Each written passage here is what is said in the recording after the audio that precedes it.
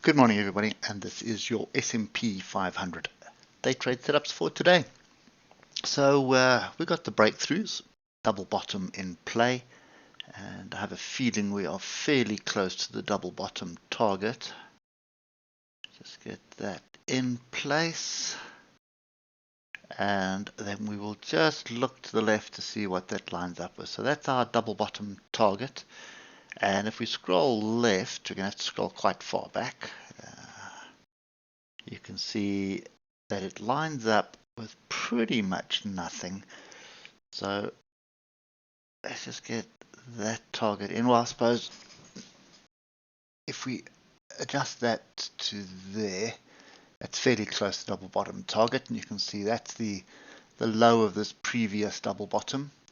That was the neckline there, and then we do have a bit of structure to the left here, and if you look over here, you can see how we've tested that area quite a few times. So coming back into where we are now, that should be our target area. You can see that double bottom target is pretty much bang on 45.10. So I have a feeling 4500 is going to give us the next level. So yesterday's move was based on CPI data. So now we're not too worried about interest rate hikes anymore. And the interesting fact is that we are now I think just over 3% higher than what the market was when we started raising interest rate. So now read into that whatever you may. So at the moment it is onwards and upwards. We did get a kind of weird pullback yesterday, so there could be potential for a double top here for a move back down, but I doubt it's going to be a big move, maybe a bit of a pullback. There is quite a bit of structure that we've broken through, and we did try test it, which is at 44.64. So yeah, that's the levels. Those are pretty much the levels that I would be watching today.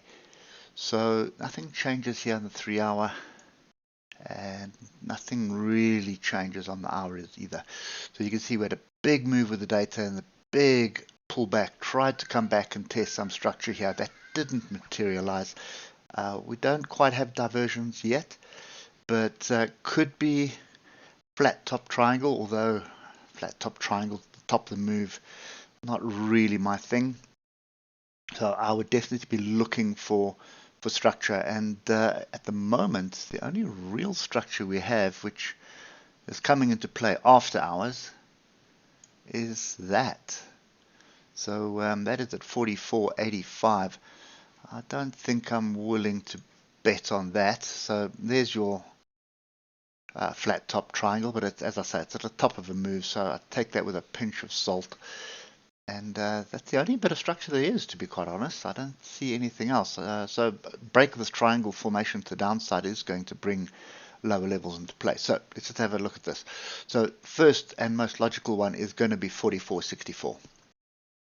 This area here, I don't think we're going to be testing this area again. I just left them in from yesterday. You can see those we're looking for either rejection here or a break and retest. We didn't get the retest, but we did get the break.